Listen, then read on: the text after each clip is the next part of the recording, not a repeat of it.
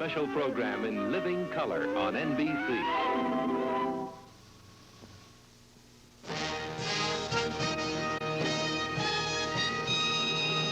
Tonight, live from the stage of the Mark Hellinger Theater in New York City, the American Theater Wing and the League of New York Theaters present the 23rd Annual Tony Award for Excellence in the Broadway Theater. You will see scenes from 6 contenders for the theater's highest award. Zorba, Promises, Promises, 1776, The Great White Hope, Lovers, Hair, and Lauren Bacall, Pearl Bailey, Harry Belafonte, Richard Benjamin, Leonard Bernstein, Carroll Burnett, Godfrey Cambridge, Art Carney, Diahann Carroll, Patty Duke, Rex Harrison, Dustin Hoffman, James Earl Jones, Alan King, Angela Lansbury, Jack Lemmon, Ethel Merman, Arthur Miller, Robert Morse, Zero Mostel, Sir Laurence Olivier, Jerry Orbach, Paula Prentice, Robert Preston, Vanessa Redgrave, Leslie Uggams, Glenn Verdon, and Shelley Winters. All brought to you by new Virginia Slims, the slim cigarette with rich Virginia flavor made just for women. And by the 32,000 people of Eastern Airlines, smiling faces, going places. Now, performed live, exactly as it is every evening on Broadway, the curtain rises on Harold Prince's production of Zorba. The scene is a typical Greek cafe somewhere on the Athens waterfront. So, what should we do now? Want me to sing? Shut up! Hey, how about a story? Let's all tell them a story. What story? It's our bar story. What's it about? What's it about? It's about life. That's right. The minute you are born, the sand starts running out. Oh, what is that? Important news. Oh, sit down, Costandi. Can't you two talk like people? Can't you mind your own business? Life is a glass of blood. No! Life is a sip of sage. No! Life is the taste of raki flowing warmly from the cup. Shut up! Life is a walnut leaf. Life is an olive tree. No! Life is a sanded melon breasted woman when her lips are red and full. Life is a pomegranate orchard and two lovers passing by it. Life is my fist in your face if you don't keep quiet. What did you say? I said life is my fist in your face if you don't keep quiet. Oh!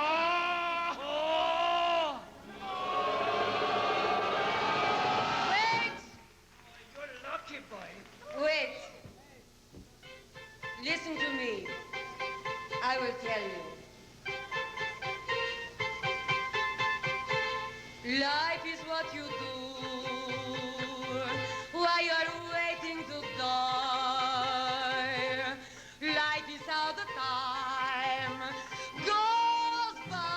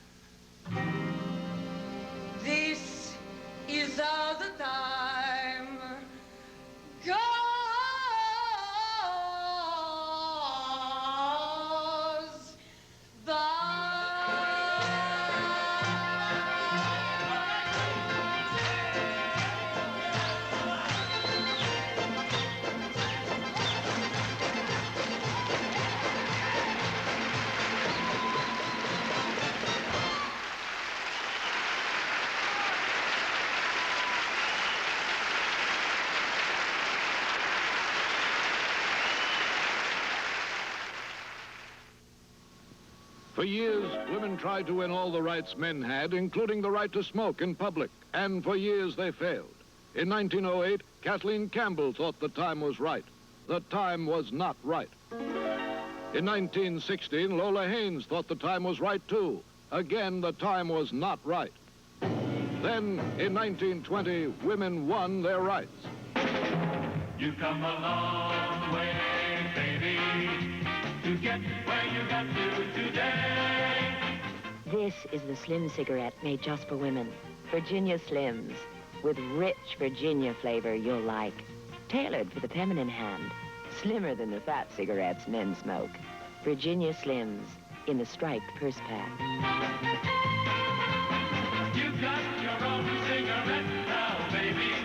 You've come a long, long way.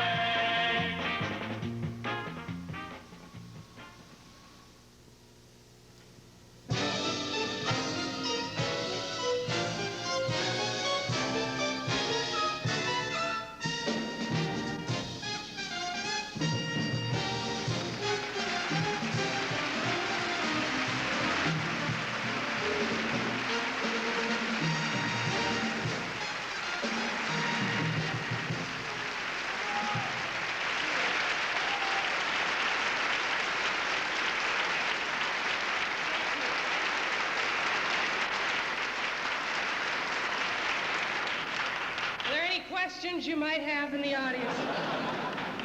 I'm very, very happy to be here tonight and have the honor of being the first one out here to welcome you to this wonderful show.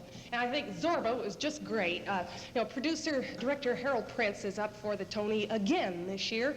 He's already won Tonys for Cabaret and Fiddler on the Roof.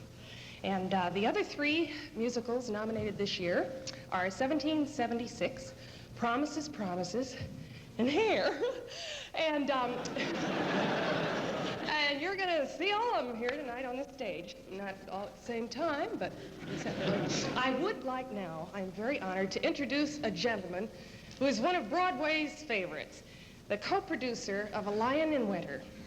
Of course, I knew him before he became legitimate. My dear friend, Mr. Alan King.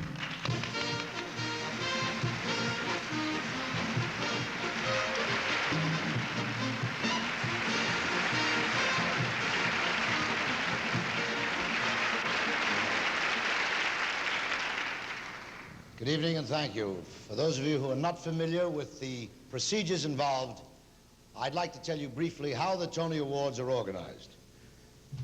We will be presenting Tony Awards tonight in 15 categories, and there are 5 special Tonys which were authorized by the Executive Committee of the Board of Governors of the League of New York Theaters. The candidates were nominated by an eminently qualified committee whose combined membership has seen every play and musical which has opened this season. Ballots were then mailed to 434 qualified voters, members of the press and the theatrical profession, each of whom is certified that he has seen each performance or production in the categories in which he has voted. And the results, as usual, will be tabulated by the accounting firm of Lutz & Carr.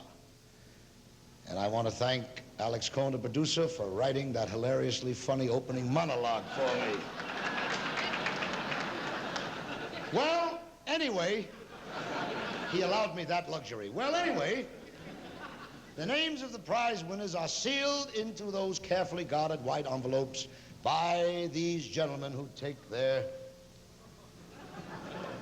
responsibilities very seriously and who allow no one access to the envelopes until the tremendous moment when they are open on stage, in view, of course, of the entire audience. This is so secret that Buddy Hackett and Johnny Carson don't even know who won tonight. Thank you very much. Ladies and gentlemen,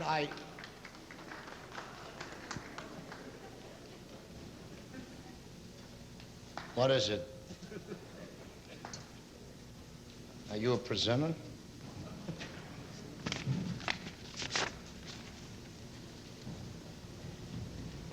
Will you take me to the Cub Scout meeting tonight?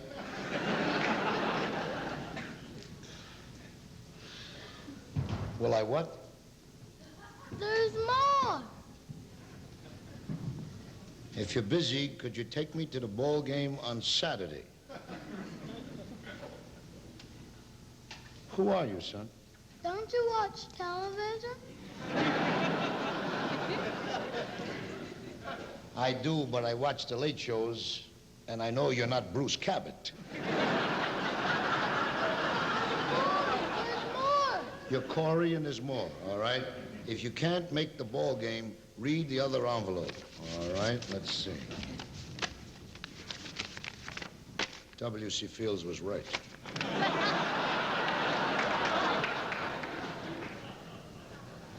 Would you marry my mommy?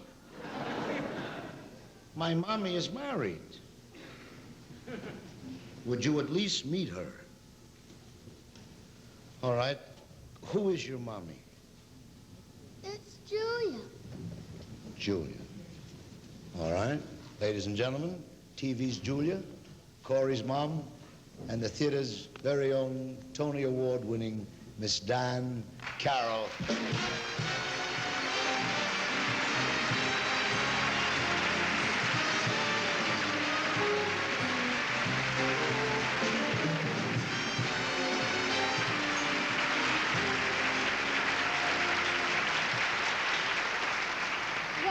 Good evening, Alan, and hi there, Corey. You better run along now. You know, it's past your bedtime. Who's gonna tuck me in? Well, how about those two lovely actresses who are custodians of the Tonys, Miss Barbara Blair and Miss Mary Zahn of Dear World.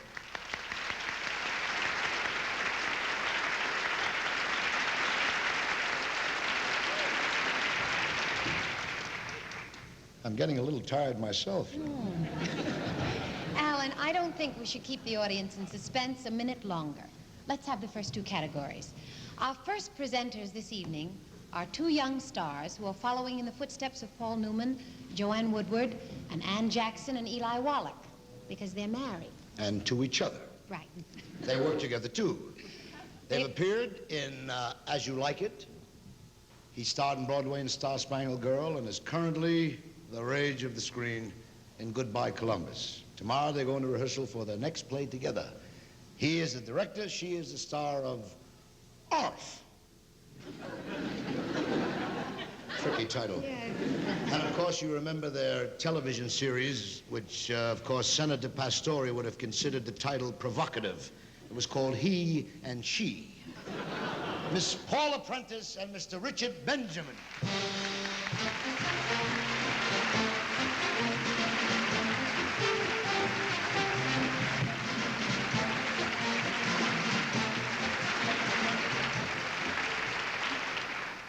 Thank you.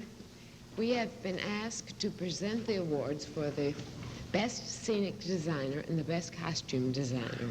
It's very appropriate in a way, because to really come off, the costume scenic designer relationship is rather like a marriage. If one tries to upstage the other, it can end in disaster for both. But get up here. The nominees for the Best Costume Designer are Michael Andel's Morning, Noon, and Night, Robert Fletcher, Hadrian VII, Loudon St. John, St. Hill for whom? Canterbury Tales. For Canterbury Tales. It's a good thing I'm here, let me tell you. Go. I can get these. I can get them. I know I can. Say the next one. And Patricia Ziprot for Zorba. The winner, please. Thank you.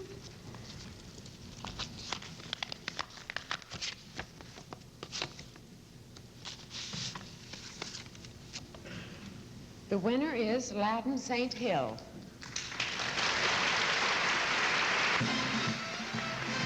Mr. St. Hill is unable to be with us, and Hermione Badley, who is appearing in Canterbury Tales, will accept for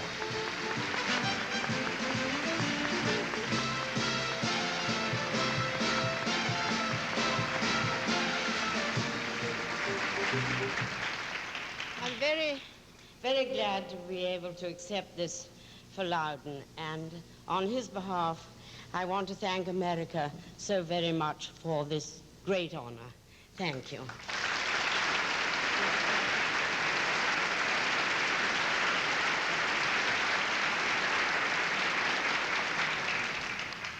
The nominees for the Best Scenic Designer on Broadway this season are Boris Aronson for Zorba,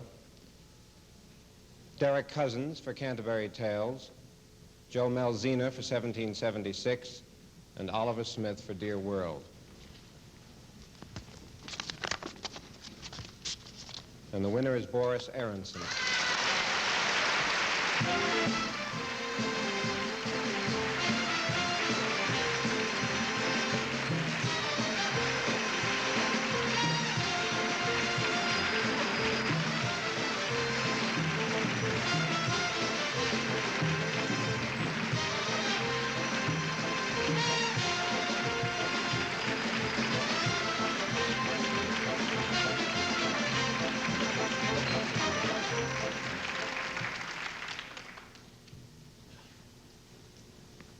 Thank you very much.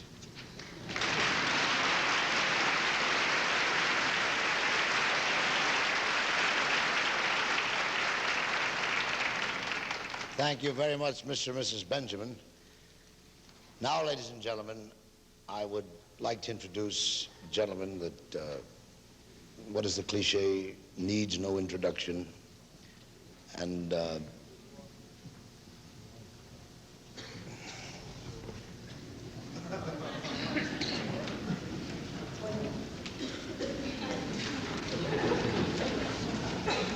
we can't find him.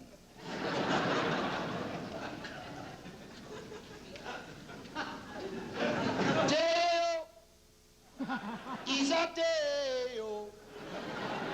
See the light and I want to go home. Day is a day, oh. Harry Belafonte has been playing the Agent Levine for so long that I think he's in the hereafter. Ladies and gentlemen, I have the honor to introduce a gentleman who has received the Pulitzer Prize and 3 Tony Awards. Our most distinguished American playwright, Mr. Arthur Miller.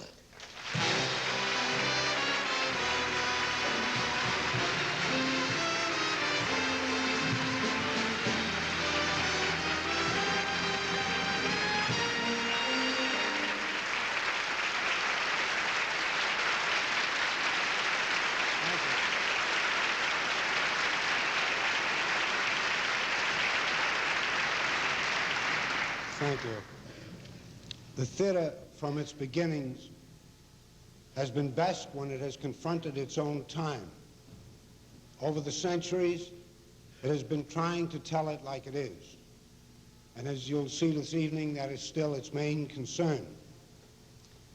Inevitably, the stars of the theater are people who are or seem to be representative of the moment.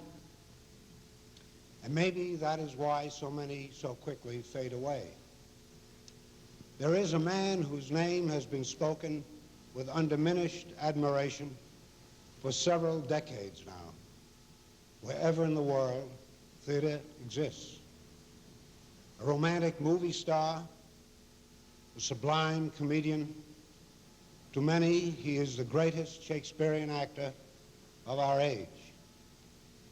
In a time of rockets that light up the theatrical sky and vanish in the night, this is a planet, an actor who has not only matured as an artist, but as a citizen.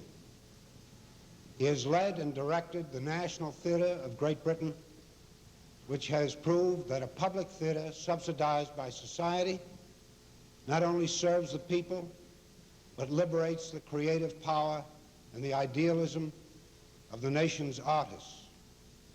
He has made a theater as common as bread and as necessary as love. The people who work on American stages take pride in presenting a special Tony Award to the National Theatre of Great Britain and the man whose passion and intelligence gave it life, Sir Laurence Olivier.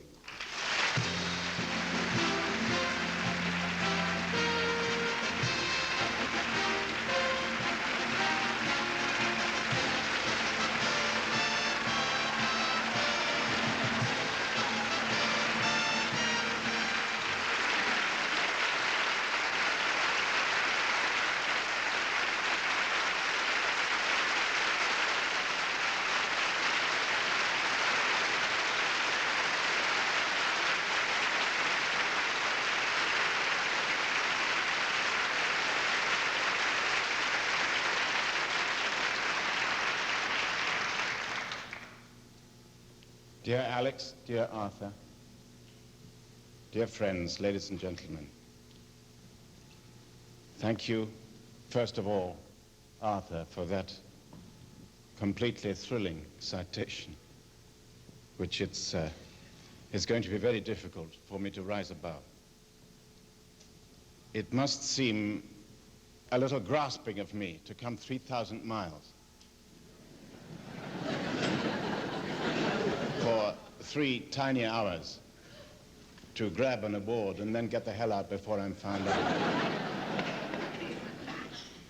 But the supreme generosity of the thought behind this gift is of such a nature that it would be quite impossible, I think, not to accept it, and therefore that it should not be recognized, that it should not be recorded in the long, incredible list of your nation's generosities to every other country in the world. Also, there is a sweet, judicious practicability in this gift, of which we cannot but be conscious.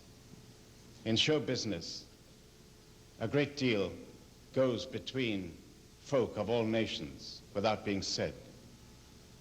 A great many understandings are granted, and we recognize here that it is realized among our American colleagues that this might do us a little bit of good at home.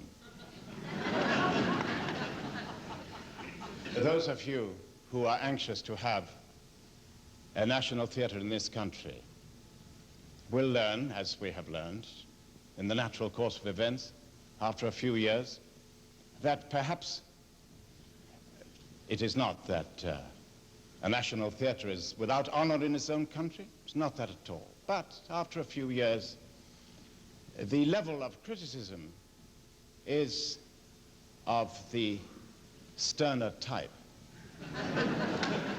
And so this is very welcome to us.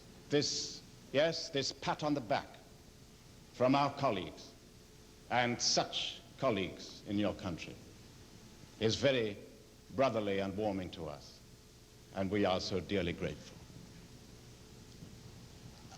For a great many years, it has been talked of, the vision of an American national theater, as long as I can remember, in fact, which is precisely 40 years since I first flopped in this town in the Eltinge Theater on 42nd Street in 1929. I would not like you to think that I was trying to squeeze out of you a little undue sympathy. I must say to you in all honesty that over the 40 years, I have not absolutely always flopped in this town.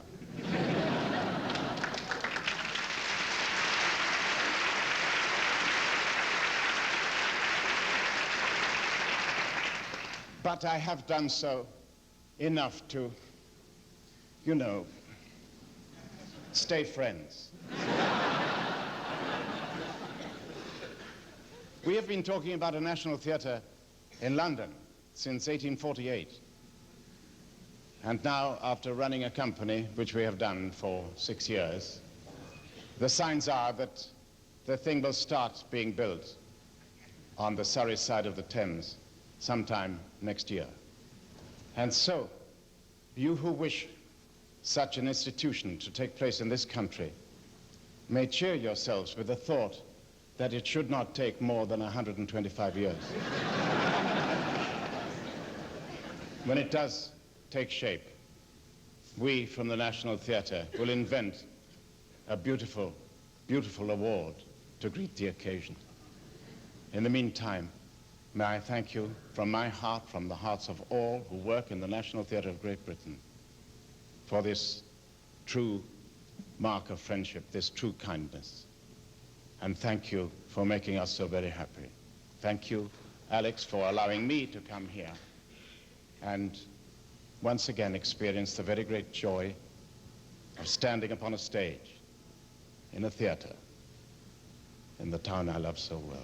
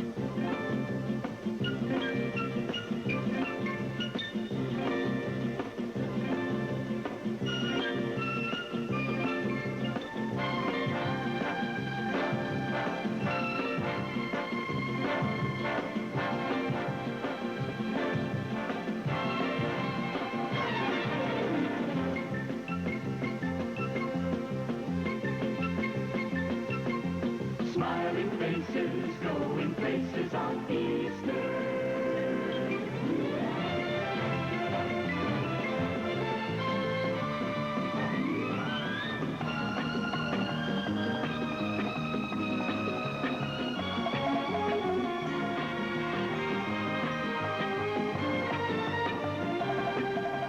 Smiling faces, going places on Easter.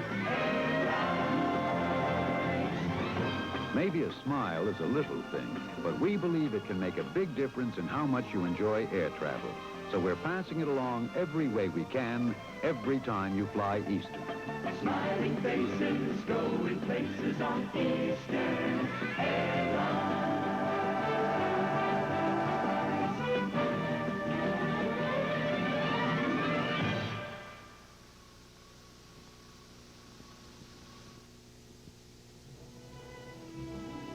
The next scene is from one of this year's candidates for the Tony Award as 1969's Best Play on Broadway. From the Helen Bonefield's Morton Gottlieb production of The Lovers, we see Art Carney, who has come to court Anna Manahan. Anna's mother is sick upstairs, unfortunately within reach of a bell. That bloody bell. You know, 9 times out of 10 she didn't want a thing. Who's at the door? Is the fire safe? Did the ambulance ring? Is it time for the rosary? Anything at all to keep Hannah on the hop. And at the same time, making sure we weren't going to enjoy ourselves. But we got cute to her. You see, every sound down here carried straight through to her room. And we discovered that it was the long silences that made us suspicious. That's the way it is with a lot of pious old women. They have wild, dirty imaginations. Whenever there was a long silence, he figured we were up to something. She reached for the bloody bell. But as long as there was a sound of plenty of chapping down here, she seldom bothered you. But I mean to say, when you're courting a woman, that you can't keep yapping about the weather all night. And it was the brave Hannah that hit on the poetry idea. Whenever we started the court, she made me recite the poetry. You know, just to make a bit of noise. Well, the only poetry I ever learned in school was a thing called Elegy written in a country churchyard by Thomas Gray, 1716, 1771, if you ever heard tell of it. Well, I used to recite that over and over again, and Hannah, she'd throw in an odd word now and again to make it sound natural, and we'd hammer away at it until we'd have to stop for breath or for a sup of tea or something like that. Or else we'd get carried away and forget the old woman altogether, then the bloody bell would go and the session would be destroyed. But they were good times. Well? Is that Andrew I hear? No, says I. It's Jack the Ripper. And how's St. Philomena? You can laugh. The pair of you'll be up later for the rosary, won't you? With the help of God. One of these days I'll do something desperate.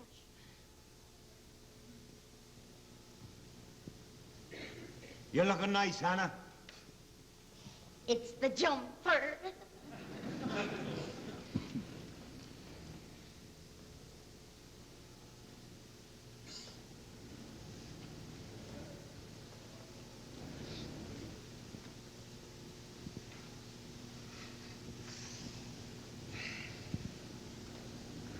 We'd better keep talking. There's a nice smell of you. Soap. Well, it's nice soap. Her bloody ear'll be twitching like a rabbit. Hannah, Say something, Andy. I don't want to. Please, Andy, she'll know. I don't give a damn. Andy, Nice. please, Andy. Very nice.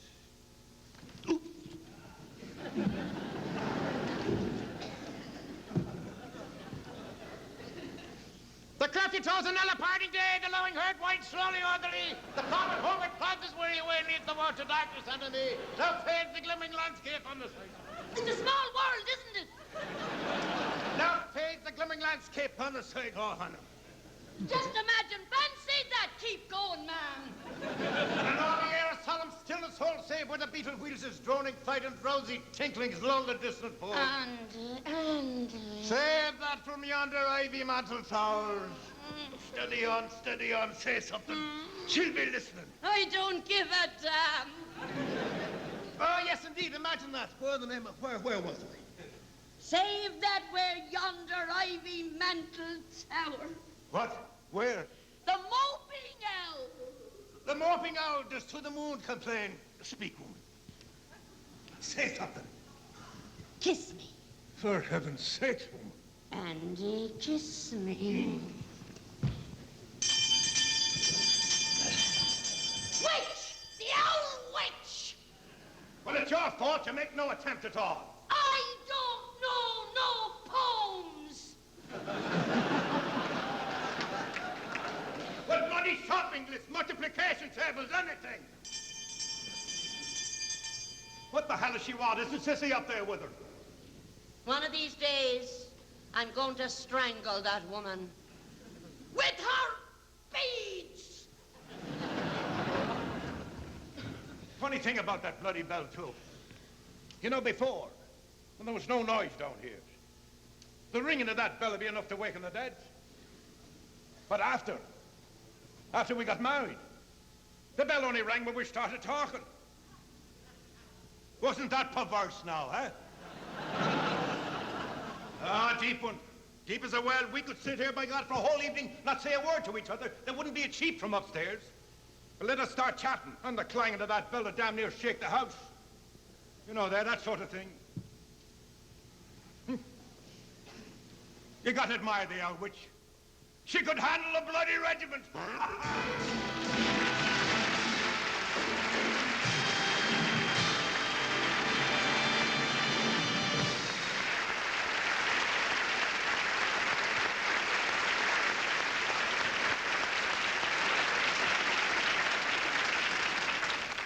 Art Carney.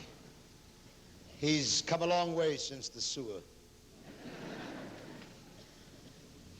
I cannot think of anyone better qualified to present the award to the best Broadway choreographer of 1969 than the next lady.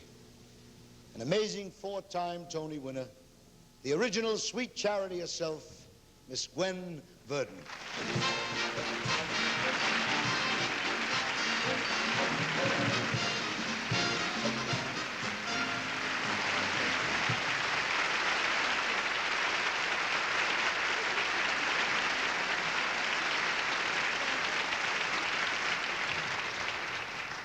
Thank you. You know, of all the creative people involved in making a musical successful, the choreographer is by far the most underrated, overlooked, and underpaid.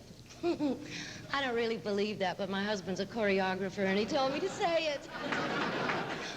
What I do believe, though, is that this year has been one of the most marvelous years for dancing on Broadway. And I must say, I don't envy the judges who had to decide between Sammy Bays for Canterbury Tales, Michael Bennett for Promises, Promises, Ronald Fields for Zorba, and Joe Layton for George M. Sorry. And the winner is Joe Layton for George M.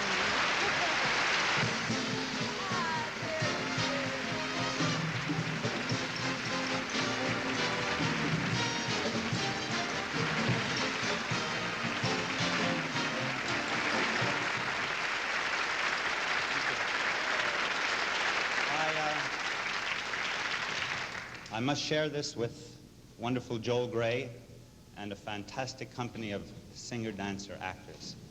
And I'm sure that tonight, my mother thanks you, my father thanks you, my wife thanks you, my son thanks you, my director thanks you, and as for myself, that goes without saying. Thank you.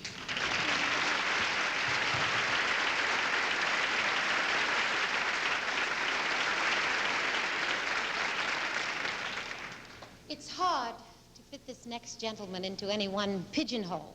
He's a writer, he's a television performer, he's a motion picture star, he's a recording artist, he's a nightclub headliner, but his first love is the stage.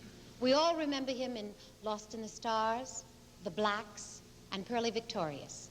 And if you want to know how to be a Jewish mother, just ask Mr. Godfrey Cambridge.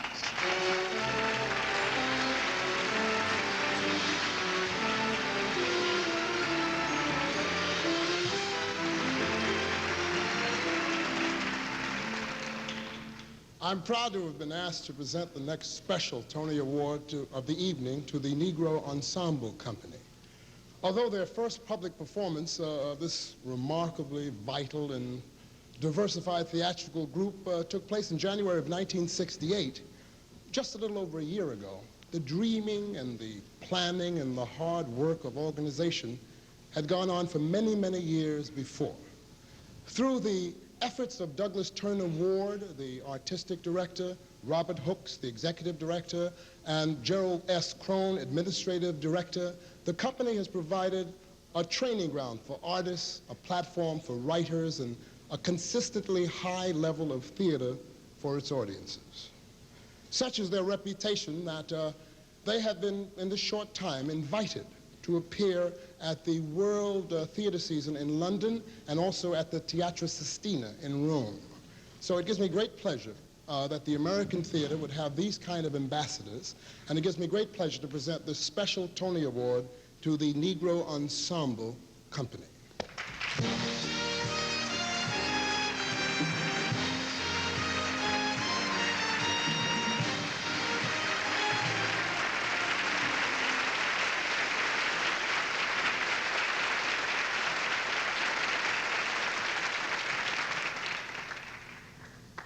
Thank you very much. The Negro Ensemble Company was not created to seek nor to compete for awards. But we accept this on behalf of our absent co-founder, Mr. Robert Hooks, who's making a movie on location and was not allowed to be with us. We also accept it on behalf of the company, the directors, the creative staff, administrative staff, and the students who made this award possible, and especially on behalf of our black audiences who have made our existence so rewarding in this short period of time. And finally, I accept it on behalf of all of the men and women who preceded us with an idea about a theater of this orientation and who never received the means or encouragement to fulfill their ambition. Thank you very much.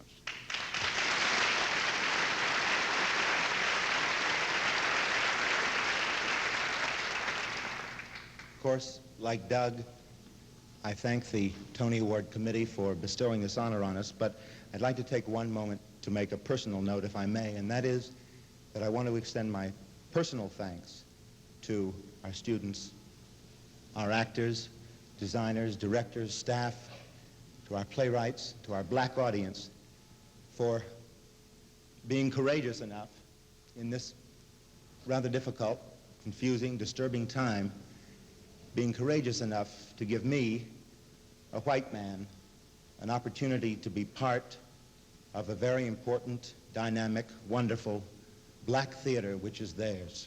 Thank you.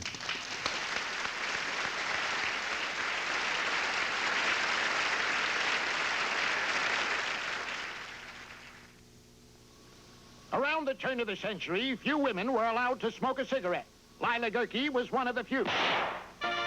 Then in 1908, it appeared things had changed. A brash young actress smoked a cigarette on stage. The action took place during the 17th minute of the first act. 30 seconds later, the play closed, becoming one of the shortest runs in the history of the theater. You've come a long way, baby, to get where you got to today. This is the Slim cigarette made just for women. Virginia Slims, with rich Virginia flavor you'll like. Tailored for the feminine hand. Slimmer than the fat cigarettes men smoke. Virginia Slims in the striped purse pack. You've got your own cigarette now, baby. You've come a long, long way.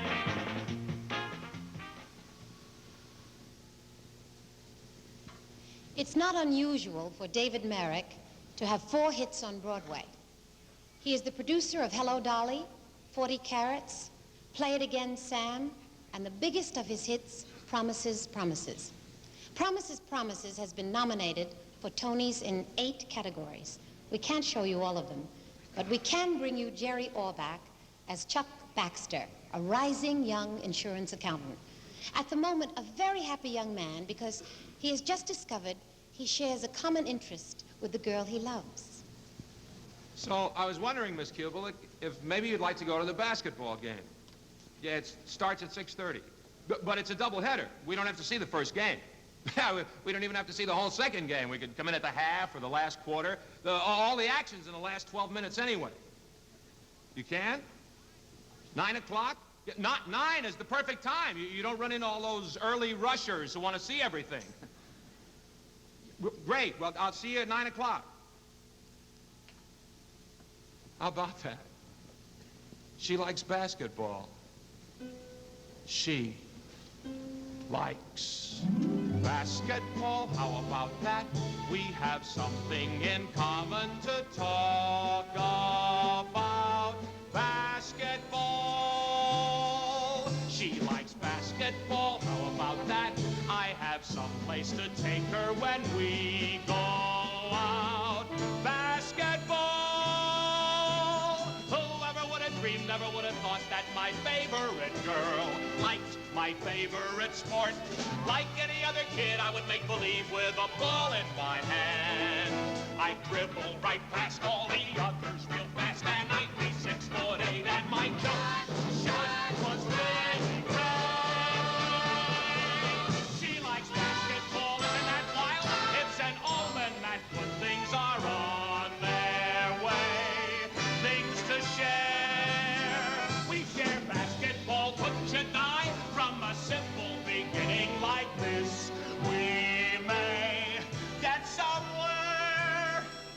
It's nice to dream someday it might be basketball and me. Whoever would have dreamed, never would have thought that my favorite sport. Like any other kid, I would make believe with a ball in my hand. I dribble right past all the others real fast, and I do 6'8", and my shot really great. She likes basketball. Isn't that wild? It's an omen that good things are on their way. Things to share. We share basketball. Wouldn't you die? From a simple beginning like this, we may get somewhere. It's nice to dream someday it might be basketball.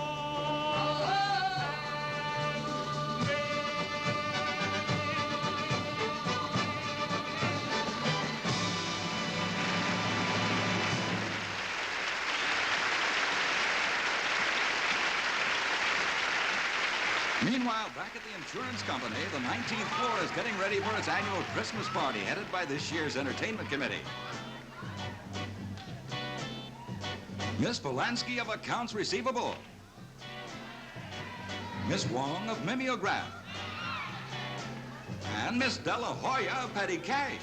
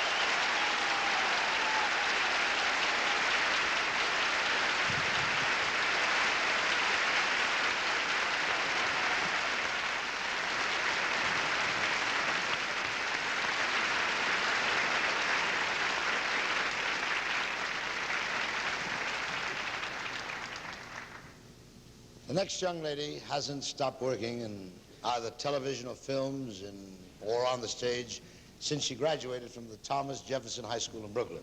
How she stopped long enough to get here tonight, I'm not sure. But I'm pleased to introduce the star of A Hatful of Rain, Natural Affection, and, of course, The Night of the Iguana. Ladies and gentlemen, Miss Shelley Winters.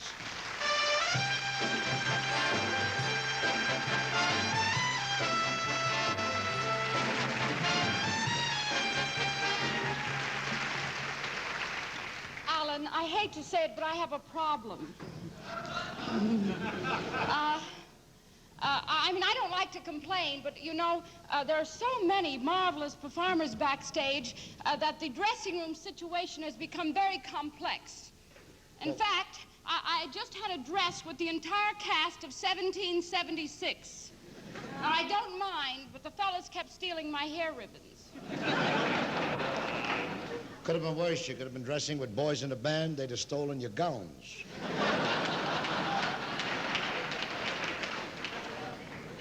I have been very privileged in my career in the theater in studying with and being directed by some of the greatest directors of this era. Max Reinhardt, Michael Chekhov. Yes, I did. Charles Lawton, Lee Strasberg, and Elia Kazan. So I feel quite qualified to say that even though there are still some people outside of show business who don't understand what it is that the director does besides keeping the actors from bumping into each other, comes opening night, the most important man in the theater to actors is the director. So the nominees for the best director of a Broadway play are Peter Dews for Hadrian VII, Joseph Hardy for Play It Again, Sam, Harold Pinter for Man in a Glass Booth, Michael A. Schultz for Does a Tiger Wear a Necktie, and the envelope. I'm planning to swallow what's in here and just say the one that I want. The winner is Peter Dews. Mr. Dews is unable to be with us, and Arlene Francis will accept for him.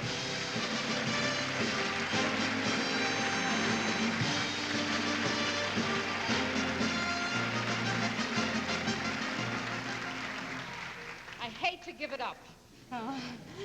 It's nice, isn't it? One hardly ever gets a chance to hold one of these. But my husband got one, and I certainly am very grateful, and thank you on behalf of Peter Dews.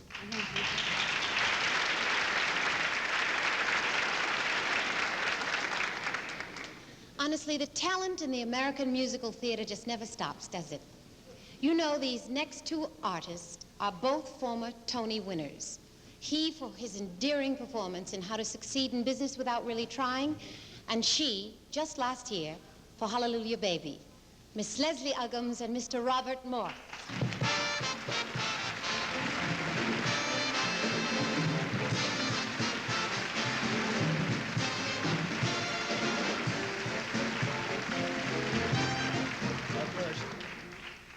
We've been asked to present the awards for the best performance in a Broadway musical in what is termed a supporting role. But Leslie and I, we were talking backstage, and we both wanted to go on record as saying that the word supporting is one that should be taken very, very seriously. And anyone who is lucky enough to be starring in a musical, as both Leslie and I have done, knows without the very real support of the other artists, well, just forget it. Right? Right. Well said, and hear, hear.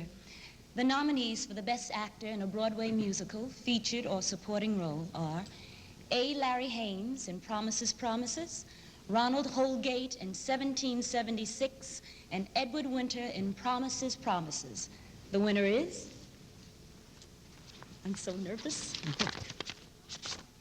The winner is Ronald Holgate in 1776.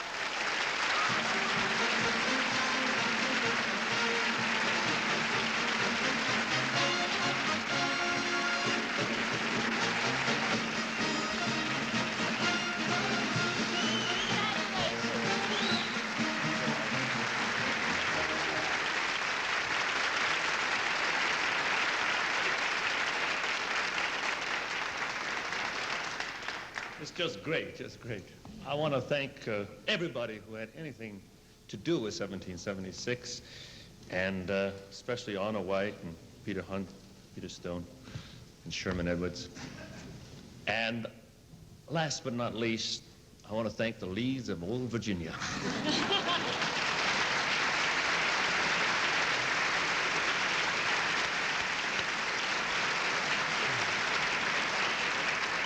The nominees for the Best Supporting or Featured Performance by an Actress in a Broadway Musical are Sandy Duncan for Canterbury Tales, Marion Mercer for Promises, Promises, Lorraine Sarabian for Zorba, and Virginia Vestoff for 1776, and the winner is...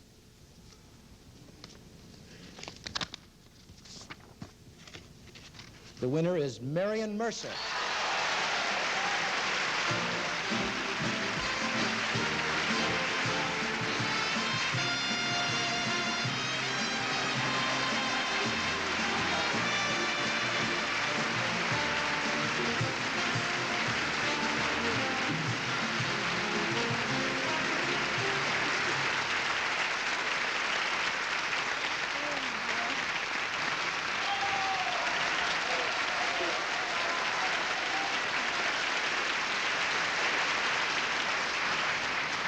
I think I'm the luckiest lady in the world to be here tonight and to get to play a marvelous part like this. Thanks to everybody connected with Promises, especially Neil Simon for that role, and Bob Moore. Thank you, everyone, and thanks for all the people who had faith in me through the lean years.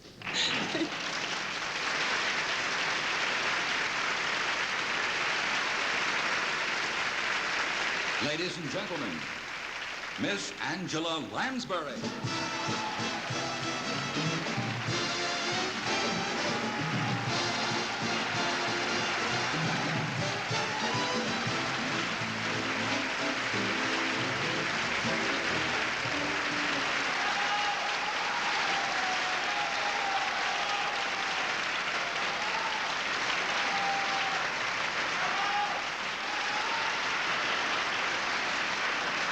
Thank you. This year, we are honored to present a very special Tony Award to a very distinguished artist who is equally at home on the stage in London or New York. He has previously received 2 Tony Awards, one for his brilliant portrayal of Henry VIII, and the other for his characterization of a very special English professor, which has become professional theatrical history. His love of Four Colonels, Venus Observed, Bell, Book and Candle, The Cocktail Party. The list is long, the achievements are great, and the respect he has earned is enormous. And now, through the motion picture medium, he has acquainted audiences all over the world with the richness of the material which originates on the Broadway stage. The Staircase began on the stages of London and New York, and will soon be seen on screens all over the world. And The English Teacher, who was just too good to keep to ourselves, so we shared him, My Fair Lady, with motion pictures audiences as well. Ladies and gentlemen, our own Professor Higgins, Mr. Rex Harrison.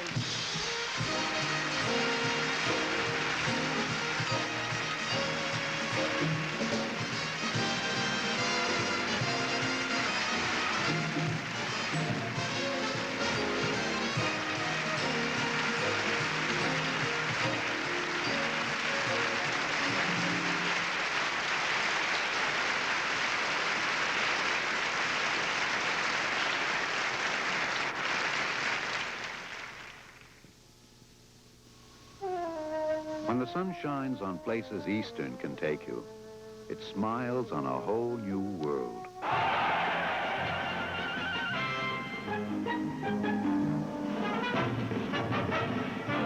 Smiling faces, going places on Easter.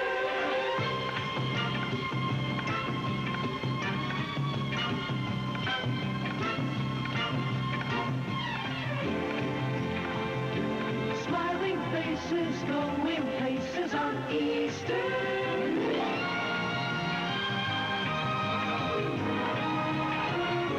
The Virgin Islands Islands, Miami, Bermuda, the Bahamas, Puerto Rico, Mexico. They can all make you smile. And only Eastern can take you to them all at low summer prices. Smiling faces, going places on Eastern Airlines.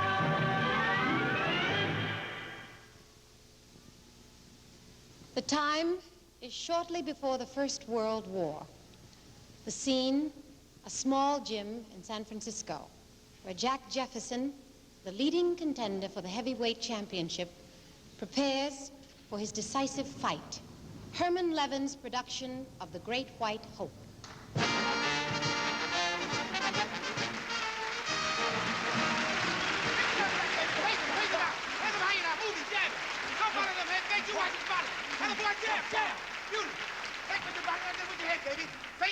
Hook it behind it, give him a right now. No, what you at? Giving him a right. What you giving it at? Chin bone. Sucker bone, boy, you a worry. He groggy right, you jabbing on the left, his eyes going fit you. Why you not gonna Wake him up, wake him up. Watching me, boy, he's coming at you, blocking.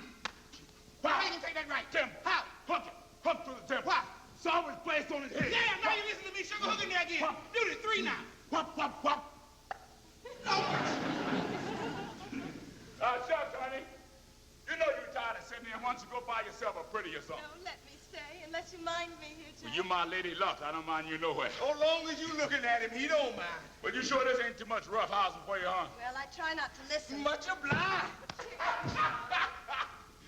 She's something, ain't she? You keep sitting anywhere you like, anytime you want, cause he's sure working happy, okay? Okay. Okay.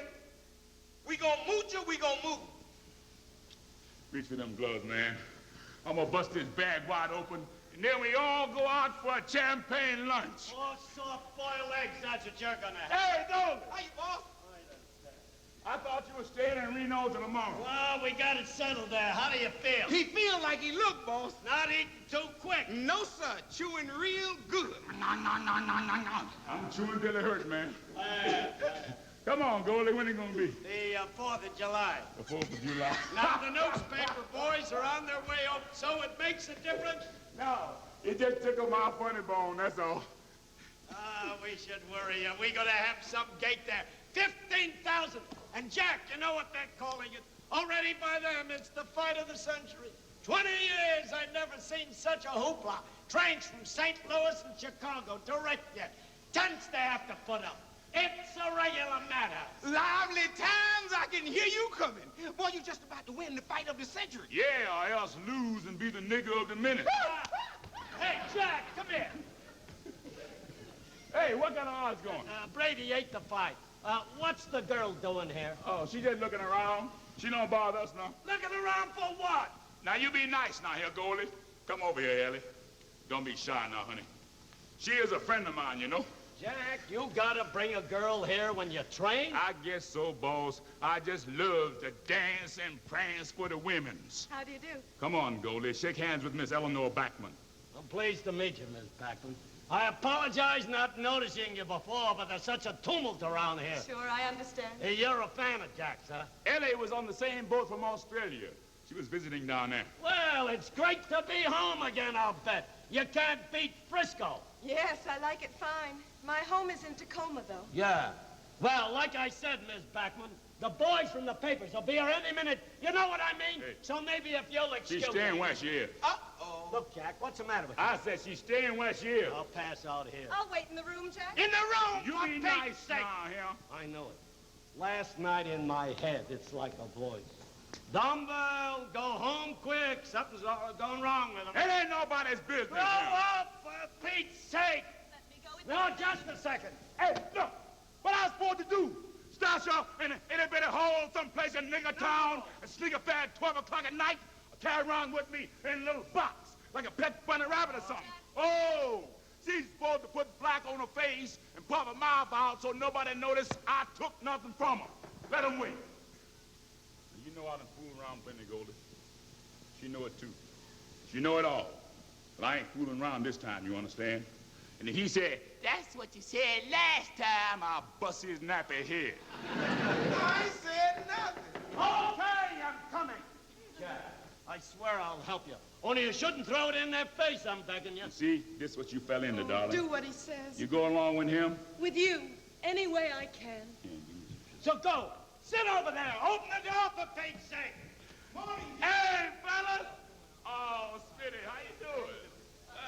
Just a few minutes, okay, Pretty fellas? good, Jack. Thank you, boss. Guess you know about the fourth. How does it feel? You starting to get jumpy? Yeah, I'm scared that Brady gonna change his mind. You still think you can take him, Jack? Well, I ain't saying I can take him straight off, and anyway, that'd be kind of mean, you know? All them people, big holiday fight. How they gonna feel if I send him home early? So your only worry is deciding which round? Yeah, and that takes some thinking, man. You see, if I let it go on too long and now, you know, just sort of blocking and keeping him off me, then they'll say, well, ain't that one shiftless nigger? Why they all so lazy? But, if I chop them down 2 quick 34th round deep to them all at once, then they holler, no, it ain't fair. The poor man up there fighting a gorilla. But I'm gonna work it out. Jack, what about that yellow streak that Brady talks about? Yeah, you wanna see it? Jackie, stop talking around. Any idea, Jack, why you smile when you fight? Well, I'm a happy sort of person, and it always feels good, huh? But when I'm fighting, I feel double good. So what I want to put a face on for? And anyway, it's a sport, right? Like a game. Well, I like whoever I'm hitting to see that I'm still his friend.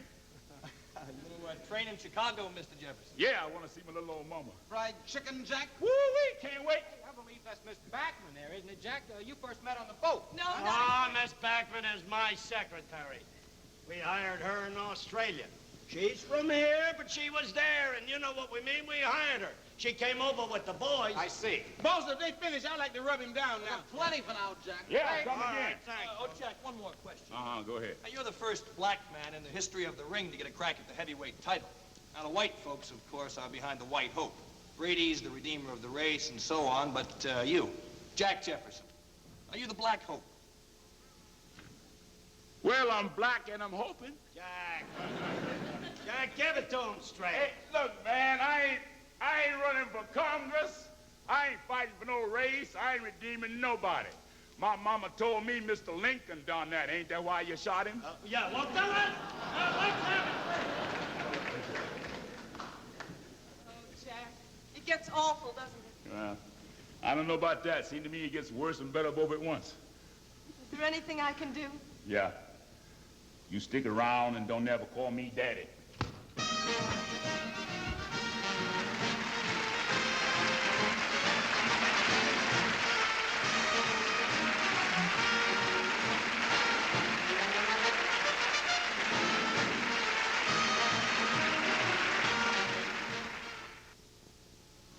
My dear Minnie, I regretfully take pen in hand to say our budding relationship must be broken off.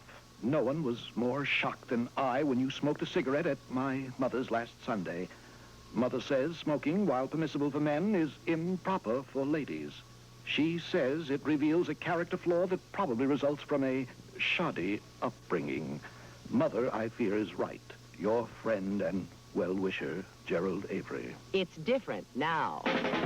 You've come a long way, baby, to get where you got to today. This is the Slim cigarette made just for women. Virginia Slims, with rich Virginia flavor you'll like. Slimmer than the fat cigarettes men smoke. Virginia Slims, in the striped purse pack. You got your own cigarette now, baby. You've come a long, long way.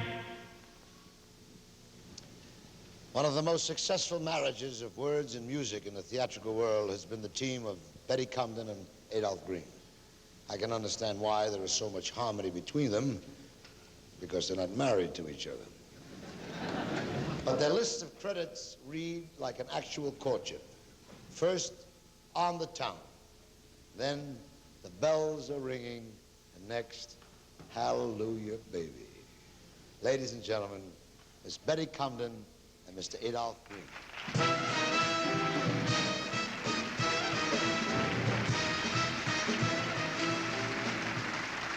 Thank you, Alan.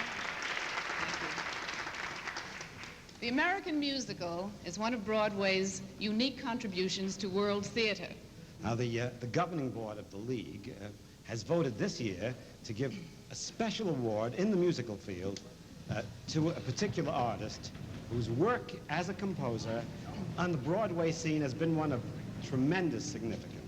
And this award is a very special one for us to give because his first show, On the Town, with its exuberant, dynamic score, was also our first show. As well as Jerome Robbins's. And it began continuing careers for all of us in the theater. Now, following On the Town, he wrote the music for Wonderful Town and Peter Pan with Jean Arthur, and Lillian Hellman's Candide, climaxing all of these in his unforgettable score with Steve Sondheim's lyrics for West Side Story. The importance of this award is that it gives a great tribute to a man who has shown us all by his work that there need not be the artificial barriers that separate different levels of music. Now, for example, he has been, for many, many years, for over a decade, the director of this country's most prominent symphony orchestra. And he's introduced millions of young people to the excitement and wonder of the world of music. And he is one of the most dynamic international figures in classical music today. And has brought the same force and vitality and genius to the popular Broadway American musical. Conductor, composer, pianist, lecturer, writer, teacher. A man for all seasons. Our dear friend, Leonard Bernstein.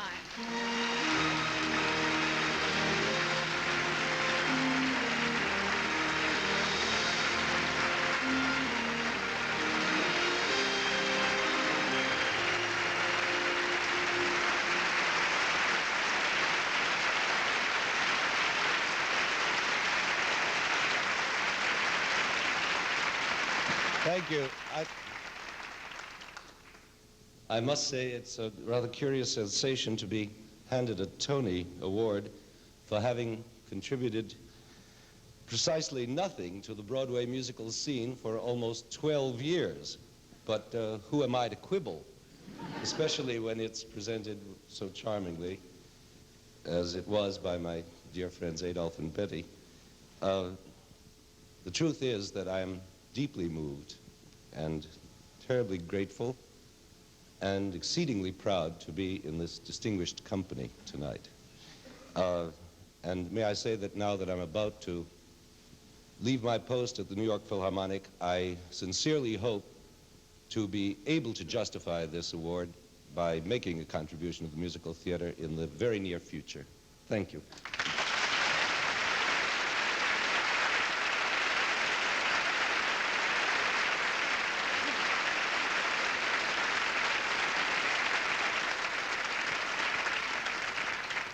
Patty Duke won critical acclaim for her sensitive portrayal of Helen Keller in The Miracle Worker, and was consequently the youngest actress ever to be starred in a Broadway play. She won the Oscar when she repeated her role in the motion picture. Here she is to present the award for the Best Supporting Actor in a Broadway Play, Miss Patty Duke.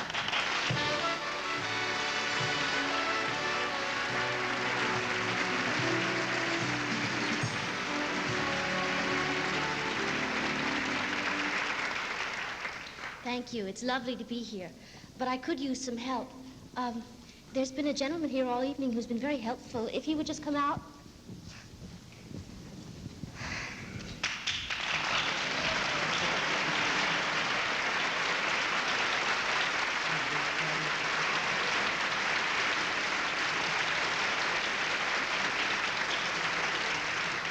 He showed up!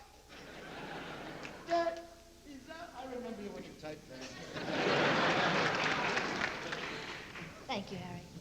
The nominees for the Best Supporting Actor in a Broadway Play are Richard Castellano in Lovers and Other Strangers, Al Pacino in Does a Tiger Wear a Necktie, Anthony Roberts in Play It Again, Sam, and Louis Zorich in Hadrian the Seventh.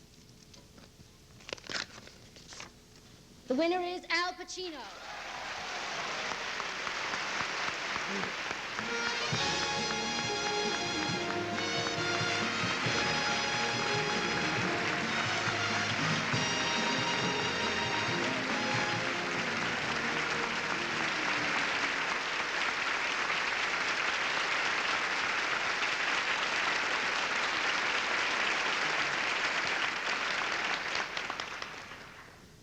Don't drop it, Al.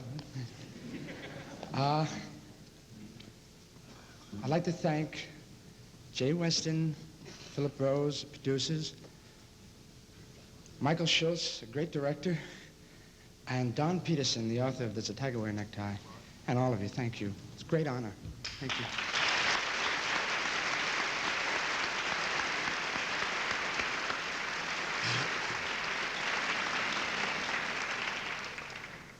The nominees for the Best Supporting Actress in a Broadway Play are Jane Alexander in The Great White Hope, Diahann Keaton in Play It Again, Sam, Lorraine Jones in Does the Tiger Wear a Necktie, and Anna Manahan in The Lovers.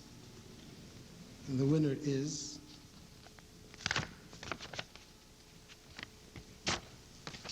Jane Alexander, Great White Hope.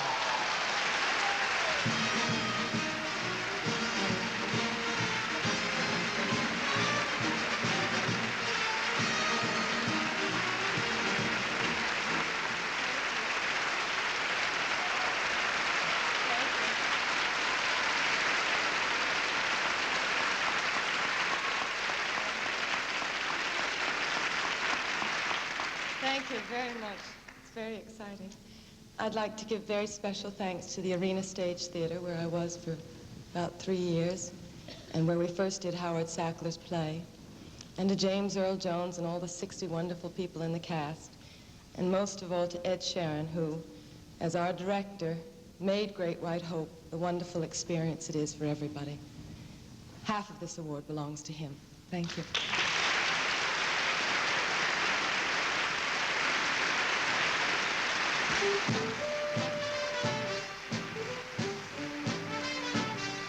Stay tuned as the 23rd Annual Tony Awards continue with Lauren McCall, Pearl Bailey, Mary Belafonte, Dustin Hoffman, Robert Preston, Diahann Carroll, Alan King, Zero Mostel, Jack Lemmon, and Vanessa Redgrave, with scenes from 1776 and Hair.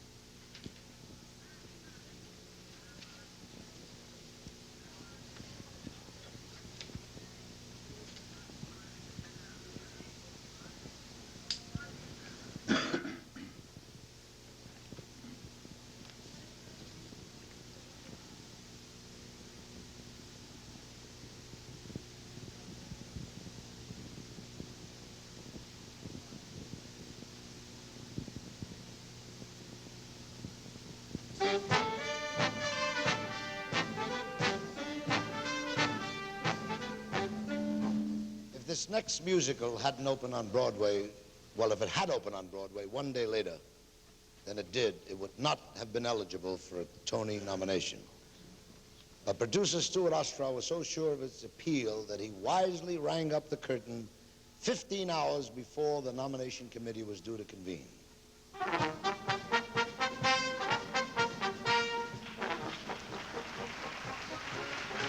The time is July 1776. The Second Continental Congress was just recessed, deadlocked on the question of declaring independence from England. General Washington is in the field trying to stop the expert British soldier with a ragtag collection of militiamen called Americans.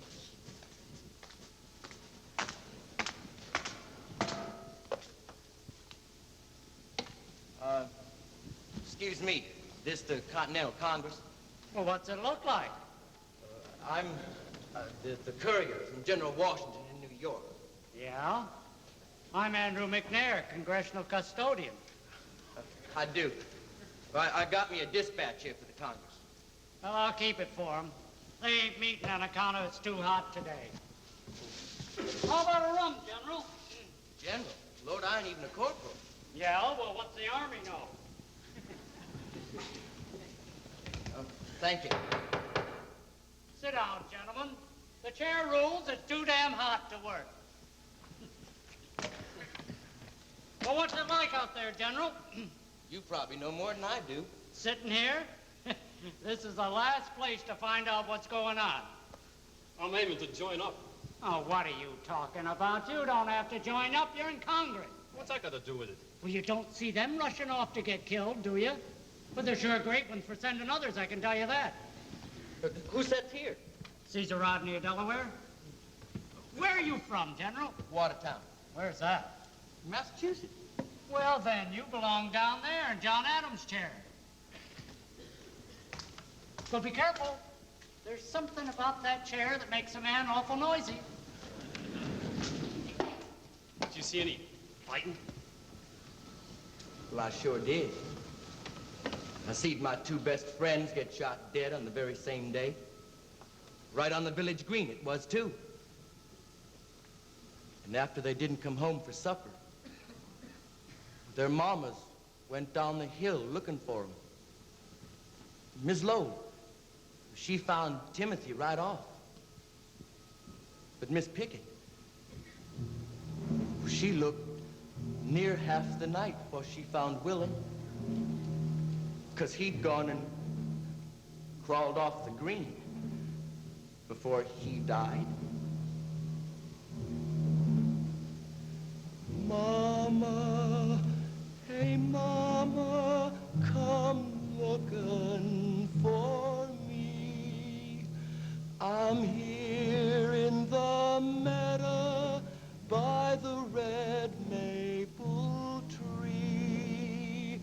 Mama, hey mama, look sharp, here I be.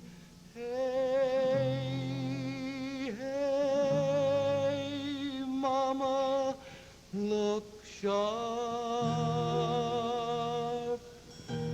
Them soldiers, they fired, oh ma, did we run?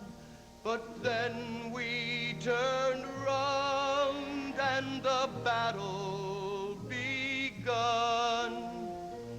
Then I went under, oh ma, am I done? Hey, hey, mama, look sharp. My eyes are wide open, my face to the sky. Is that you I'm hearing in the tall grass nearby? Mama, come find me before I do die. Hey, hey, mama, look sharp.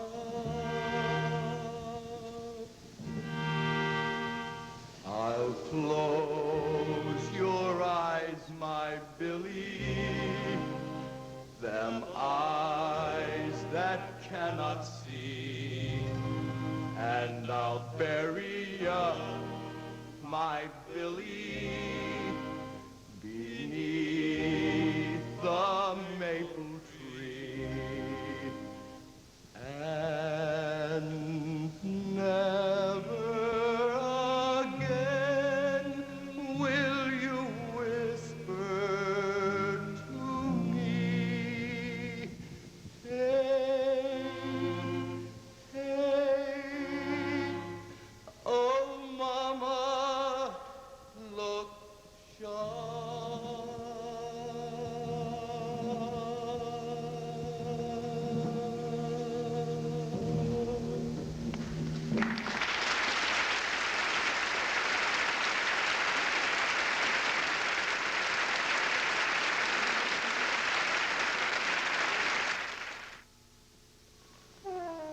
When the sun shines on places Eastern can take you, it smiles on a whole new world.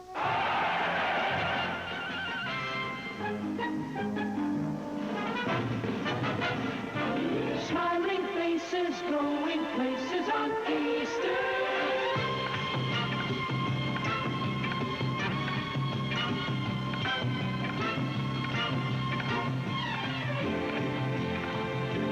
Smiling faces, going places on on Easter.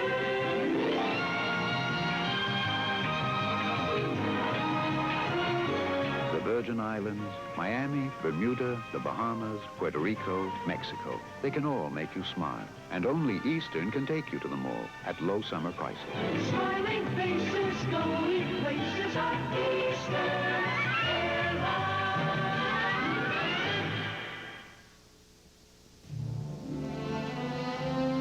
She first made us sit up and take notice when she belted out a song in Girl Crazy. She's still doing it. You can't name them all, but here's the star of Panama Hattie, Annie Get Your Gun, Call Me Madam, Gypsy, you name it. My lady, Miss Ethel Merman.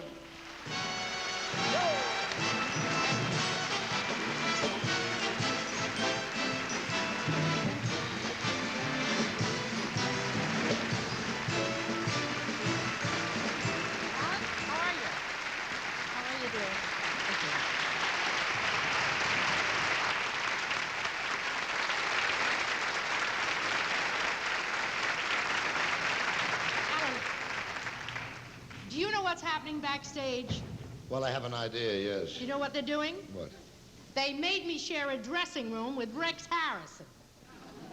You're complaining? No, I just want the whole wide world to know, that's all. Ladies and gentlemen, I've been asked to give an award to the best director of a Broadway musical. And it's a great, great pleasure, because I've been wanting to give it to directors for years.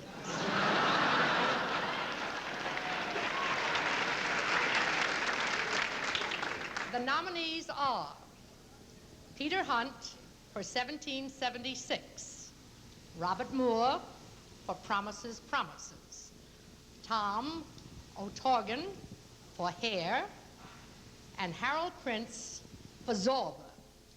And the winner is... Oh, this is a tough one here. Let's see. Ooh. Peter Hunt.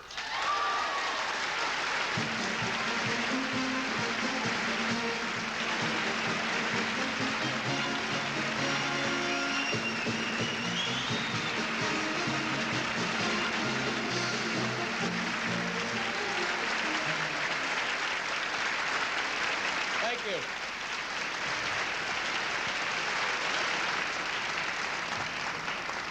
I owe a great debt to a beautiful play and a fantastic producer and a wonderful cast. Thank you very much.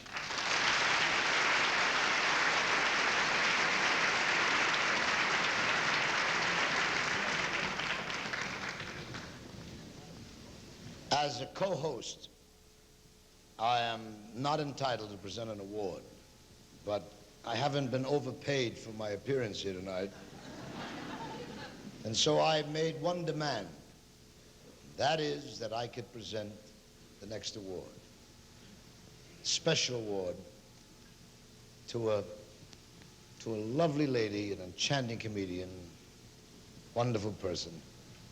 But more important, as far as I'm concerned, I was there when it started. I remember many years ago in television when Miss Martha Ray was not able to appear on the Gary Moore show. There was one sketch. And a lot of phone calls were made, and someone said, let's get Carol Burnett. They said, who?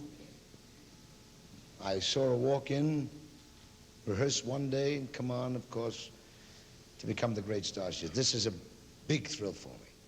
Of course, we're honoring her tonight because of the fact that this lady has given so much of her time and talent to the charities, to the caring, to the word, she gives a damn. She was the head of the Leukemia Society of America and has just served as the national chairman of the Easter Seal campaign. From her roots in the theater, she's drawn upon her experience to create a very special rapport with audiences in another medium, television. She has widened the theatrical horizons of reviewers. Ladies and gentlemen, my little girl, Carol Burnett.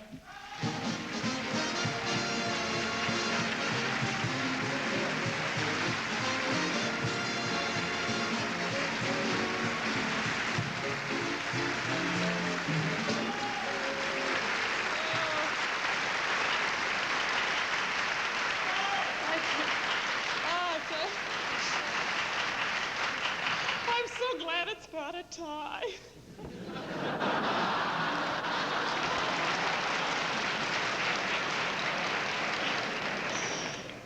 I love every form of show business. I got my start in nightclubs at the Blue Angel, and then I met Mr. Abbott in Once Upon a Mattress, and it was a show.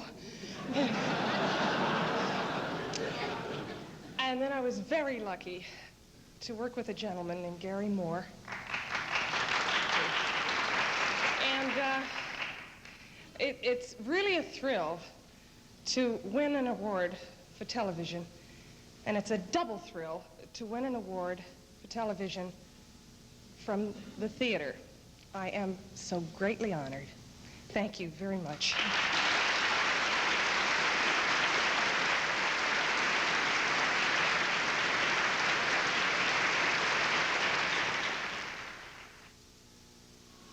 Back in the old days, certain rights were for men only, such as thinking, such as smoking. So, after dinner, the ladies were politely dismissed to the sitting room. The men talked politics and puffed their fat cigars. It's different now. You've come a long way, baby, to get where you got to today. You've got your own cigarette now, baby. You've come a long, long way. This is the Slim cigarette made just for women. New Virginia Slims, slimmer than the fat cigarettes men smoke with rich Virginia flavor you'll like. New Virginia Slims in the striped purse pack. You got your own cigarette now, baby. You've come a long, long way. I just thought I would tell all of you that while you're sitting here in the theater, your homes are being burgled. Just add a little humor to the evening. Lauren Bacall was raised and educated in New York and trained here for the theater and appeared in several plays. To the embarrassment of the theater, she had to go to Hollywood to become a star. That accomplished, however, she came back to us to star in Goodbye, Charlie and Cactus Flower. Jack Lemmon made his stage debut at the age of 4 in a production of Gold in Them Bar Hills. How could we ever forget?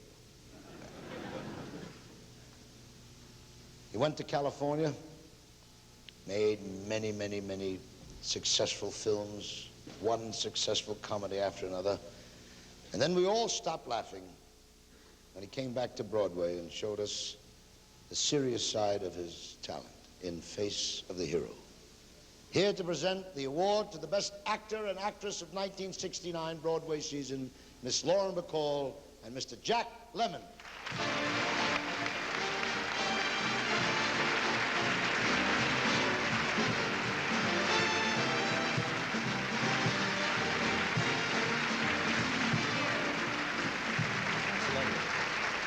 Not kidding about them not laughing when I came back to Broadway, are you? Anyhow, have you noticed something fascinating about your category, Betty?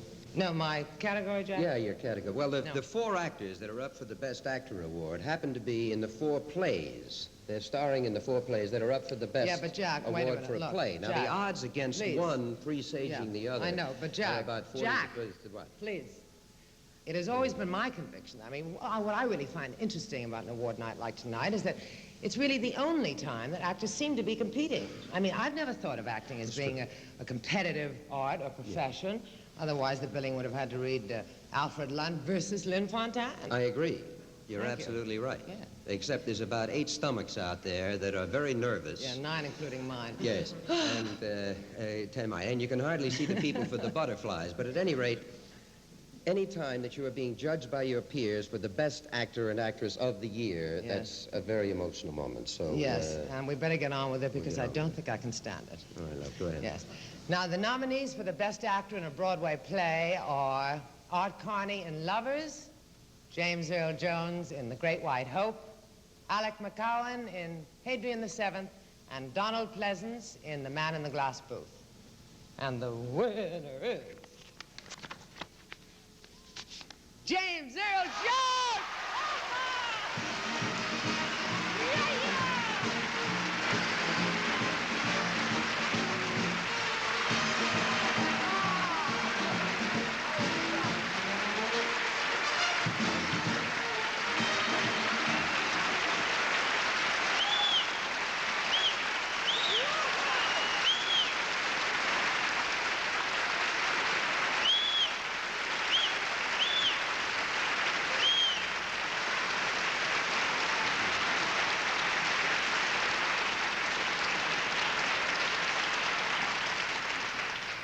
accepting this award represents, I suppose, accepting recognition by others of one's talent and worth. I can accept that recognition. I can accept that recognition without mentioning all the people who helped to make it possible. The audience, the press, my family, and my fellow co-workers in the theater. If you, my friend, do not know how beautiful you have been, I cannot begin to tell you now. But there's one person I need to salute for his talent and his worth, because I assumed that he would have been saluted by the nominating committee for the Tony Awards.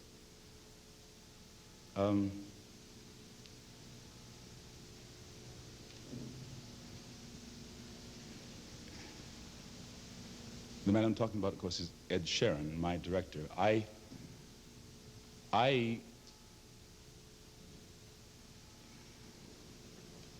could not enjoy this moment if I could not say, I accept this award in celebration of his talent and his worth and his love. Thank you very much.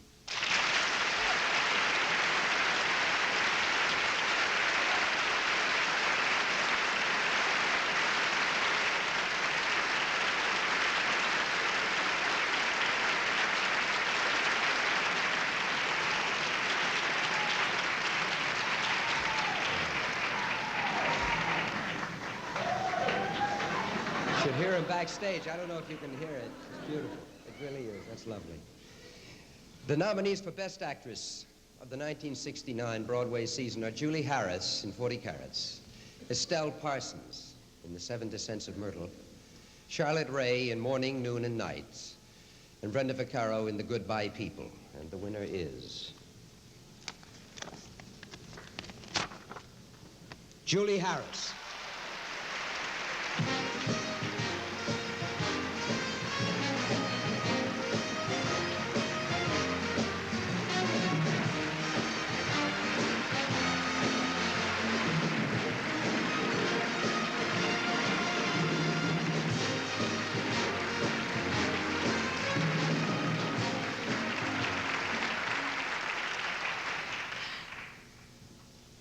I want to thank our gallant producer, David Merrick, and our beautiful, beautiful and glorious director, Abe Burrows, who makes of a joke or a funny situation or even a sound a thing of beauty and a joy forever, and all of the company of 40 Carats, who are gallant and warm and beautiful human beings, as well as talented actors, and who've made me feel every night that I've been in the play as if I really belong to them. And to all of you, thank you with all my heart.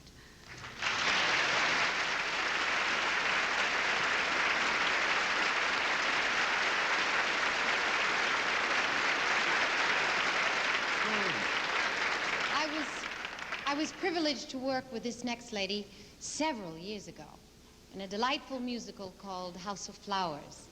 She is a fantastic performer, and I was thrilled when she won a special Tony Award last year for her portrayal of Mrs. Dolly Levy. No, that's Levi. Oh, are you sure? Yes, I'm positive.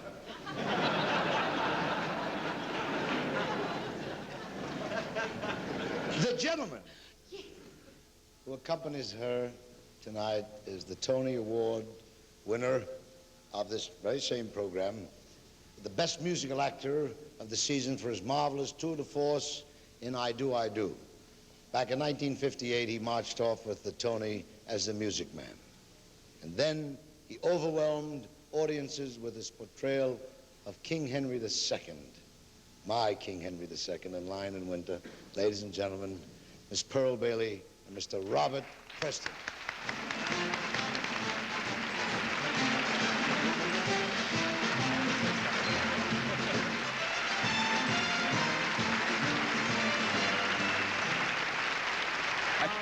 Pearlie Mae, What? I don't know how he has nerve enough to play 76 trombones in front of a lady who's married to a drummer. I don't know either. I don't either. Well, Pearlie, as long as we've been in this business together and as long as we've known each other, you realize this is the first time we've ever worked together?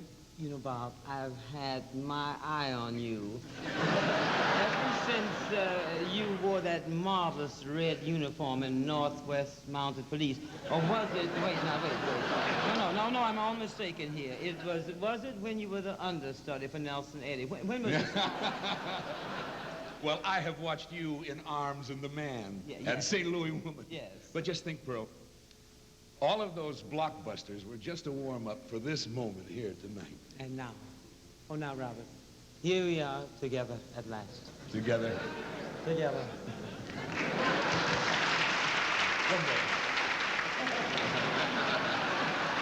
Robert? Are you ready? Oh. You know your line? Oh, of course, dear, by heart. Where are they written? There. And now the nominees for the Best Actor in a Broadway Musical are Herschel Bernardi. Thank you for turning up the lights, dear. For Zorba, Jerry Orbach. I should know this by heart. David taught it to me. For Promises. Joel Gray for George M. And Jack Cassidy for Maggie Flynn. And the winners, hoping this, dear, I don't have my glasses. What does it say, Robert? Well, would you believe it? The winner is Jerry Orbach.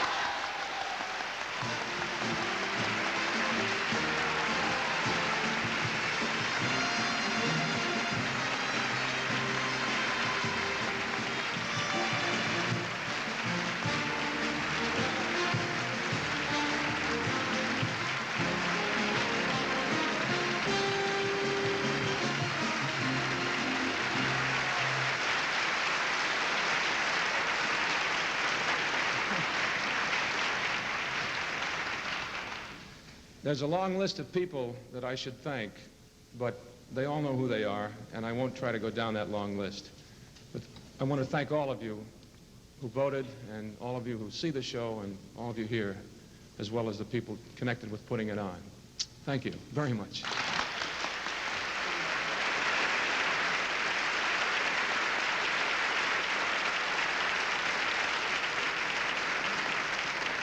The nominees for Best Actress in a Broadway Musical are Angela Lansbury in Dear World, Maria Karnilova in Zorba, Dorothy Loudon, The Fig Leaves Are Falling, and Jill O'Hara, Promises, Promises.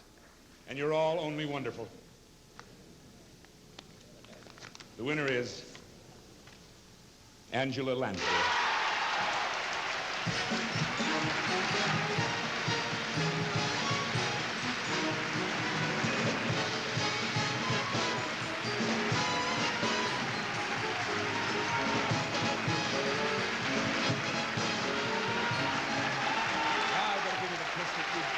Gave me a couple of years ago. Here, my darling.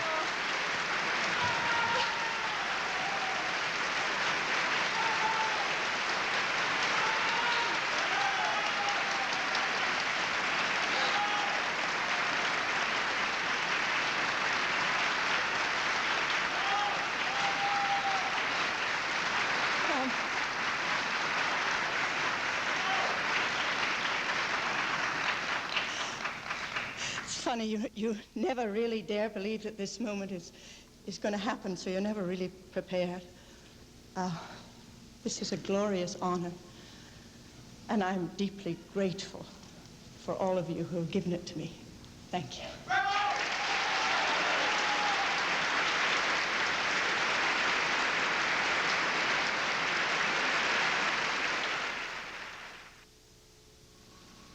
Maybe a smile is a little thing, but we believe it can make a big difference in how much you enjoy air travel. So we're passing it along every way we can, every time you fly Eastern.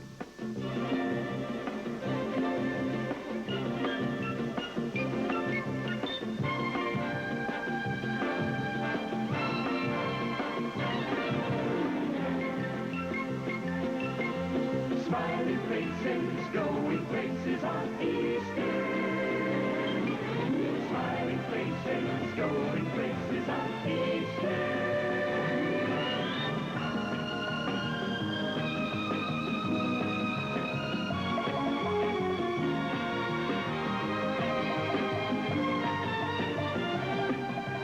Smiling places, going places out east in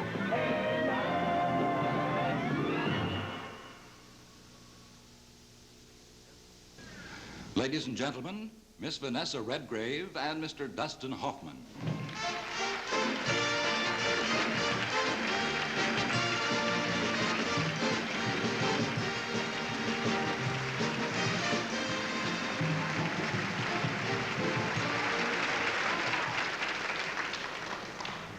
The nominations for the Best Broadway Play of 1969 are a remarkable example of the richness of the English language in its various disguises.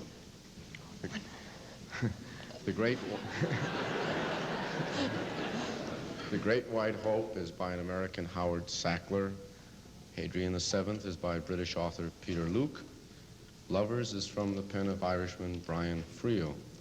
And The Man in the Glass Booth, although written about an American, is the work of an English actor, author, Mr. Robert Shaw. Redgrave?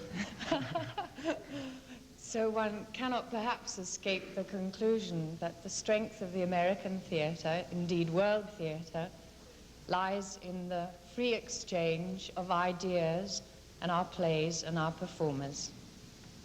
The nominees for the best play on Broadway this season are The Great White Hope by Howard Sackler, Hadrian VII by Peter Luke, Lovers by Brian Friel, and The Man in the Glass Booth by Robert Shaw. Thank you. And the winner is? The winner is Great White Hope.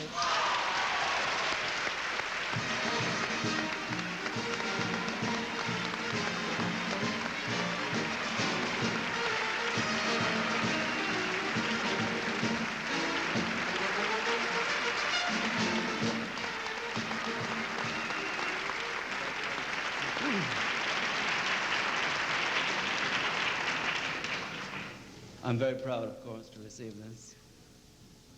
I've counted them, about 189 people to thank from the Arena Stage and from the Alvin Theater. And I want to echo what Jane Alexander and Jimmy Jones said about Ed Sheeran, not only for what he brought to my play, but what he brought to this Broadway theater. Thank you.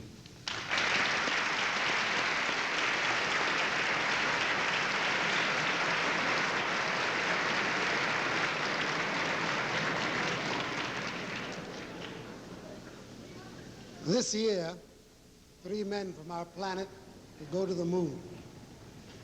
The rest of us are going to have to make it down here with each other. In this period of the world's history, polarization of background and attitude is making communication between people more than usually difficult. The theater must take its responsibilities very seriously. Almost a last refuge, must commit itself to being a center of hope where we can see the truth, where we can see what man is, where we can see what the glory of man is and what he aspires to be. Scientists deal in logic, and I have the faith that they will get some of us to the moon. But there is more than logic in the theater. The theater deals with passion and emotion. We live in emotional times. Artists are emotional people. So listen to them, friends. From the young soldier's plea in the revolutionary 1776, we turn now to America 200 years later. Michael Butler's equally revolutionary hair and the impassioned plea of today's young people.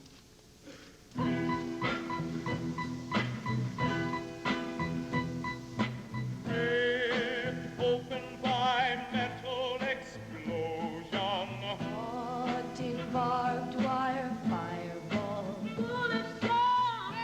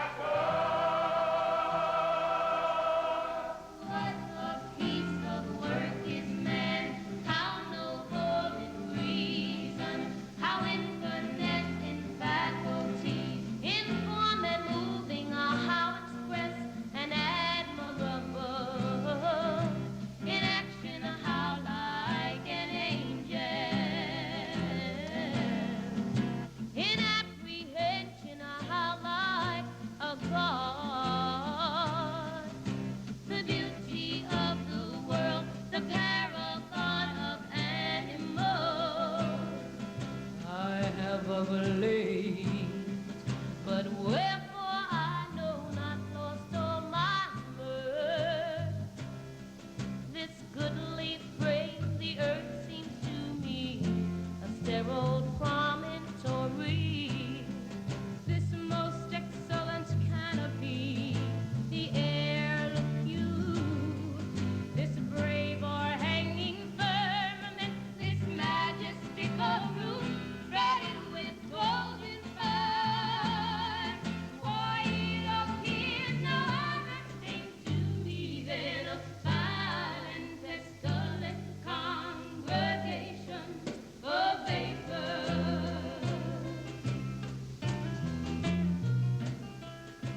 What a piece of work is man, how noble in reason.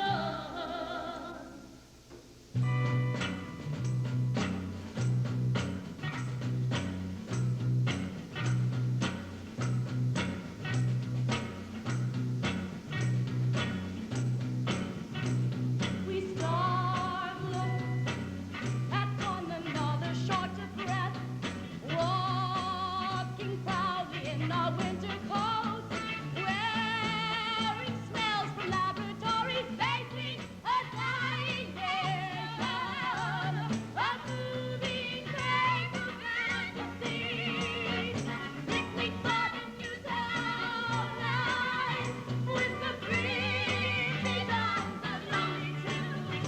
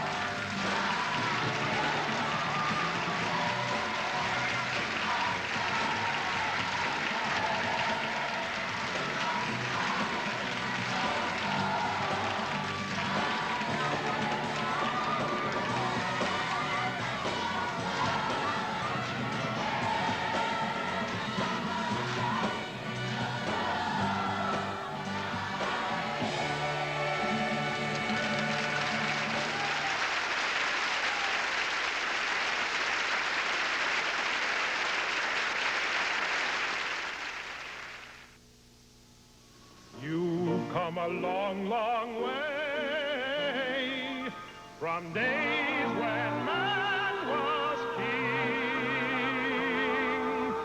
You couldn't vote, you couldn't smoke, you couldn't do a thing.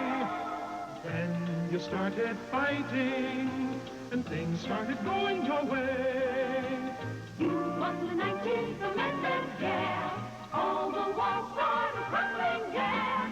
You've come a long, long way, yeah. You've come a long way, baby, to get where you got to today. Virginia Slims, the cigarette made just for women, is proud to be a part of the Tony Award show and salutes tonight's nominees and winners.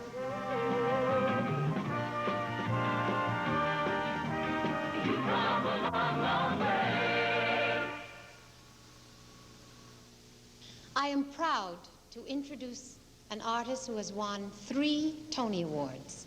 Once for the best acting performance of the season in a drama for The Rhinoceros, and on 2 separate occasions as the best musical star of the year for A Funny Thing Happened on the Way to the Forum, and again for Fiddler on the Roof. Ladies and gentlemen, the extraordinary Mr. Zero Mostel.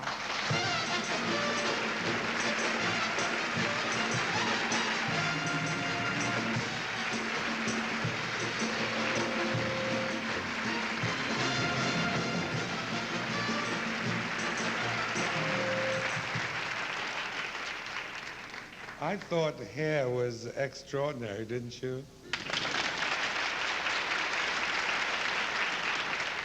But I must tell you, it reminds me of my son's room.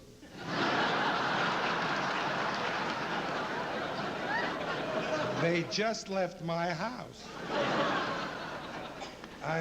I'm here at last to give the final award of the evening for excellence in the theater. But first I want to say, I hope Edwards and Zorba, book by Joseph Stein, lyrics by Fred Ebb, and music by John Kander. And the winner is...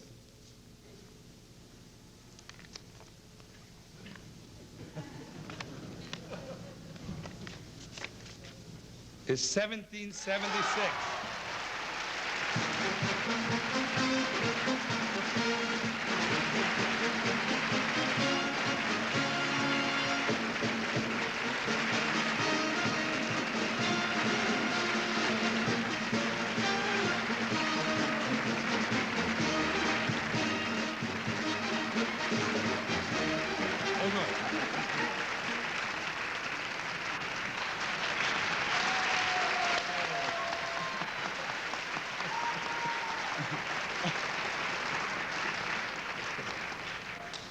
I'll start. To the composer and lyricist, to the producer, to a wonderful